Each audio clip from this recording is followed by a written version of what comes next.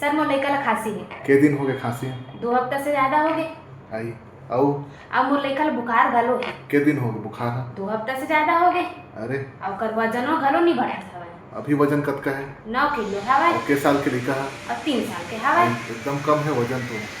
और कोनो लोग को खांसी रिस का घर परिवार में? हाँ मोर बाबा रही से खासक मर गए। अरे कब मर गए वो? 6 महीना हो गए। ये दही सुन ना कोनो बीमारी बता रही इसका? हाँ टीबी बता रही सर। अरे तो यहो लड़का टीबी जांच कराओ तो संगवारी हो कोनो लड़का अगर 2 हफ्ता ज्यादा खांसी है, 2 हफ्ता ज्यादा बुखार है, वजन नहीं बढ़ा थे मतलब 5% ज्यादा वजन है घानी हो गए है रिसेंट अभी 3 महीना के अंदर में है, या वजन एकदम कम हो बढ़ते नहीं है, या फिर घर परिवार में कोनो 2 साल के अंदर कोनो टीबी पता चले रही वो टीबी कॉन्टैक्ट मारिस लेका आधा 1 घंटा घलो कॉन्टैक्ट मारिस तब हो वो महत्वपूर्ण थे और टीबी फैले चांस रहते। तो ऐसा लड़का मन के टीबी जांच जरूर कराओ।